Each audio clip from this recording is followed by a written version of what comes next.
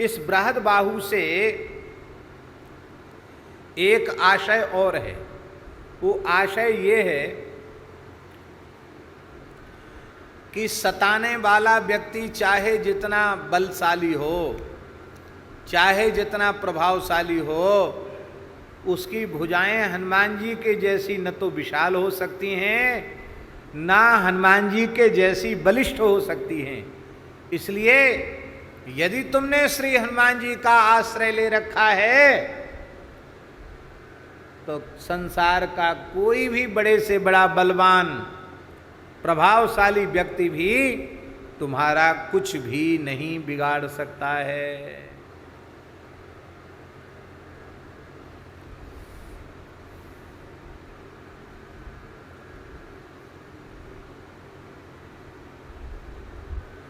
हमने सुना है हनुमत बड़वा नल स्तोत्र, हनुमान जी का एक बड़वा नल स्तोत्र है।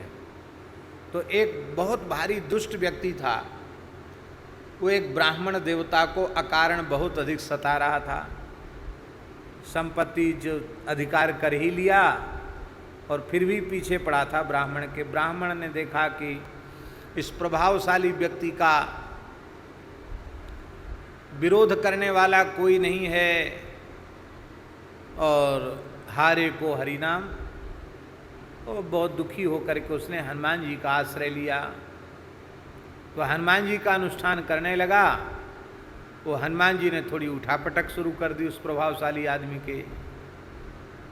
तो किसी ने उसको कह दिया, भड़का दिया, ये जो उठापटक तुम्हारे घर में मची है ना, वो पंडित जी हनुमान जी के पास बैठ के पता नहीं कौन सा पाठ करते हैं, उसी से सब उपद्रव हो रहा है।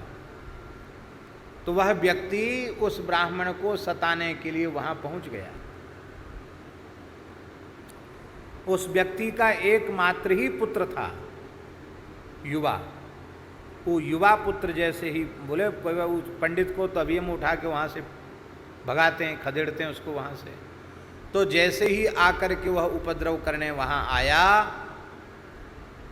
अब ब्राह्मण बेचारा घबरा गया, पाठ कर रहा था हनुमत बड़वा नल स्तोत्र का। तो जैसे ही हनुमान जी का पर्दा खोला, पर्दा खोलते ही हनुमान जी की क्रोध भरी दृष्टि उस व्यक्ति पर पड़ी और वो तत्काल जलकर राख की ढेरी हो गया। ये सत्य घटना है। बड़ी कठिनाई से हनुमान जी का क्रोध शांत हुआ, पूरा परिवार शरण में आया। उसका तो वंश खत्म ही हो गया, एक ही कुलदीपक बालक था, वो भी चला गया और ब्राह्मण की विजय हुई। हनुमान जी में बड़ा भारी प्रचंड पराक्रम है। सताने वाले की भुजाएं और सताने वाले में बल हनुमान जी के जैसा नहीं हो सकता। इसलिए हनुमान जी की विशाल भुजाओं की छत्र छाया में रहने वाला साधु कभी भयभीत नहीं हो सकता, दुखी नहीं हो सकता। बोलो श्री हनुमान जी महाराज की जय।